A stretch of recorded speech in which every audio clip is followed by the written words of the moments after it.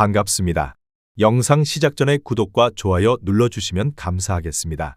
오늘 준비한 분석은 10월 29일 저녁부터 진행하는 국내 농구와 국내 배구로 준비하였습니다.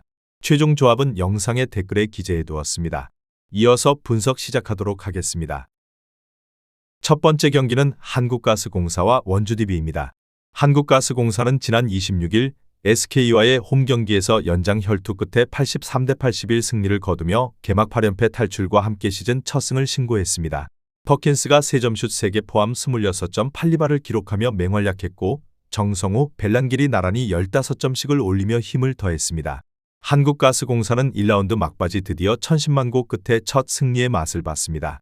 승리의 1등 공신은 단연 퍼킨스로 용병 교체 효과를 톡톡히 보고 있습니다. 사실 시즌 전만 해도 충분히 6강권 전력으로 평가받았기에 한국가스공사의 개막 8연패는 대단히 아쉽고 실망스러웠습니다. 하지만 아시아쿼터 벨란길이 꾸준하게 제 몫을 해주고 있으며 정성우, 김국찬, 전현우, 신승민, 박지훈, 김준일 등 선수 면면도 결코 나쁘지 않습니다.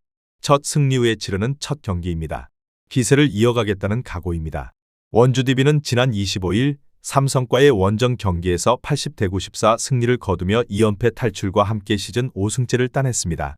앨런슨이 3점슛 3개 포함 31점 7리바 9어시 트리플 더블급 맹활약을 펼쳤고 알바노, 강상재, 김보배 등도 힘을 더했습니다. 원주DB는 현재 중위권에 자리하고 있지만 전체적으로 경기력은 나쁘지 않다는 평을 받고 있습니다. 오히려 내용에 비해 결과가 따라오지 않고 있다는 것이 아쉬울 따름입니다. 앨런슨이 빠르게 KBL 무대에 녹아들었고 알바노 역시 MVP 시즌급의 활약을 펼치며 팀을 이끌고 있습니다.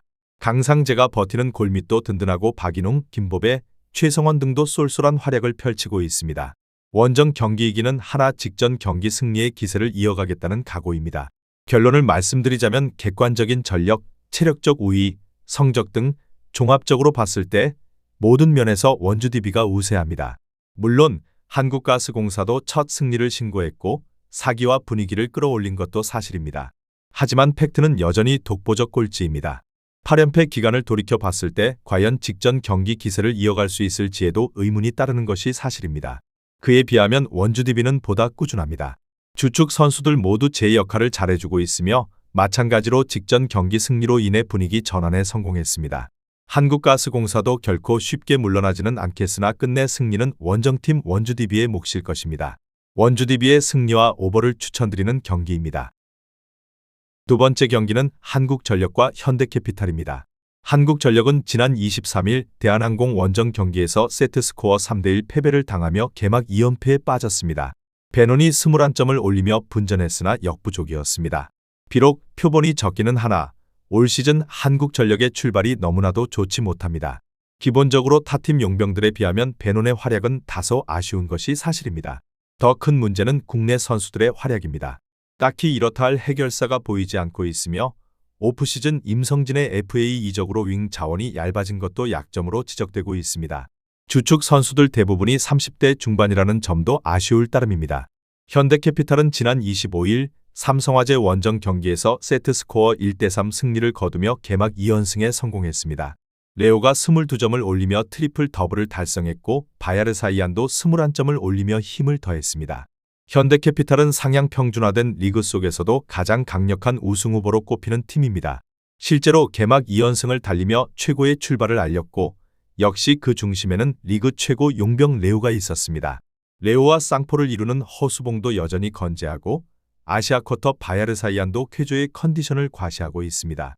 오프시즌 국가대표 미들블로커 최민호와 윙스파이커 이시우 모두 팀에 잔류했고 국가대표 아포짓 스파이커 신호진을 영입하며 뎁스를 강화했습니다. 우승 주역들이 모두 건재한 가운데 올 시즌 역시 상당한 기대를 모으고 있습니다. 결론을 말씀드리자면 2패로 시즌을 출발한 한국전력과 2승으로 시즌을 출발한 현대캐피탈의 맞대결입니다. 기본적으로 전력상 우위에 있는 쪽은 현대캐피탈입니다. 현대캐피탈은 우승 주역들이 모두 건재한 가운데 오히려 뎁스가 더욱 강화됐다는 평을 받습니다. 반면 한국전력은 평준화된 리그 속에서 거의 유일하다시피 전력이 약화된 팀으로 불립니다. 물론 홈 어드밴티지를 무시할 수 없고 충분한 휴식을 취하고 나서기에 체력적으로도 유리한 것은 사실입니다. 하지만 지금의 경기력과 폼으로 현대캐피탈과 대등하게 싸우기는 쉽지 않습니다. 현대캐피탈이 한국전력을 제물 삼아 개막 3연승에 성공할 것입니다. 현대캐피탈의 승리와 언더를 추천드리는 경기입니다. 다음 경기 분석에 앞서 여러분들께 좋은 정보를 안내드리려고 합니다. 저의 영상에 댓글을 눌러보시면 영어가 있습니다. 영어를 클릭하시면 저희 스포츠 분석 카페로 연결이 됩니다. 항상 혼자서 스포츠를 분석하지 마시고 저희 분석방에서 결장자 및 해당 팀들에 대한 이슈를 실시간으로 받아보시는 걸 추천드립니다. 스포츠는 실시간으로 정보를 받으셔야 적중률이 많이 상승합니다. 저희는 무료로 분석 카페를 운영 중이니 꼭 분석 자료를 받아보시는 걸 추천드립니다. 마지막 경기는 GS칼텍스와 흥국생명입니다. GS칼텍스는 지난 23일 정관장 원정 경기에서 풀세트 승부 끝에 아쉽게 패하며 시즌 첫 패를 떠안았습니다. 실바가 양팀 합쳐 최다인 36점을 올리며 맹활약했으나 팀의 패배로 빛을 발했습니다. GS칼텍스는 올 시즌 역시 리그 최고 용병 실바가 건재합니다. 실제로 개막 첫 두 경기에서도 실바의 활약은 단연 독보적이었고 대단히 인상적이었습니다. 다만 올 시즌 역시도 우승권 전력으로 분류되지는 않으며 가장 큰 이유로는 역시 국내 뎁스입니다. 물론 젊은 선수들이 지난 시즌 성장통을 겪으며 올 시즌 한층 기량이 좋아졌다는 평을 받고 있지만 그럼에도 리그 평균에는 미치지 못하는 수준입니다. 개막전에서 우승후보 기업은행을 꺾는 이변을 연출했지만 직전 정관장전 패배로 분위기는 다시 가라앉았습니다. GS칼텍스가 경쟁력 있는 모습을 보여주기 위해서는 국내 선수들의 활약이 절실하며 실바의 뒤를 받쳐줘야 하는 상황입니다. 흥국생명은 지난 25일 도로공사 원정 경기에서 풀세트 승부 끝에 아쉽게 패하며 개막전 승리 후 2연패에 빠졌습니다. 라셈과 정윤주가 나란히 22점씩을 올리며 분전했으나 역부족이었습니다. 흥국생명은 올 시즌 평준화된 리그 속에서 전력이 약해진 팀 중 하나입니다. 가장 큰 원인으로는 역시 김연경의 은퇴를 꼽을 수 있습니다. 그로 인해 단숨에 공격력이 다운그레이드 됐습니다. 하지만 실제로 올 시즌 출발도 3경기 1승 2패로 썩 좋지 못합니다. 하지만 지난 시즌 새로운 에이스의 등장을 알린 정윤주가 올 시즌도 건재하고 FA로 영입한 이적 이다현도 팀에게는 절대적으로 플러스입니다. 표본이 적기는 하나 용병 라셈의 활약 역시 준수합니다. 명장 요시하라 감독 체제 하에 올 시즌 역시 일정 수준 경쟁력이 있는 팀이라는 점에는 이견이 없습니다. 다만 아쉬운 건 역시 주전 세터 이고은의 부상 이탈입니다. 결론을 말씀드리자면 올 시즌 다크호스로 불리는 GS칼텍스와 전력 약화가 불가피해진 디펜딩 챔피언 흥국생명의 맞대결입니다. 하지만 여전히 GS칼텍스는 실바 원맨팀 이미지가 짙습니다. 그에 반해 흥국생명은 보다 다채로운 공격 루트를 구사하는 팀이고 전체적으로 조직력도 탄탄한 팀입니다. 비록 2연패를 당한 부분은 아쉬웠지만 전체적으로 주축 선수들의 컨디션은 크게 나쁘지 않았습니다. 대단히 치열한 접전 승부가 예상되지만 끝내 승리는 원정팀 흥국생명의 몫일 것입니다. 흥국생명의 승리와 오버를 추천드리는 경기입니다. 오늘 준비한 분석 자료는 여기까지입니다.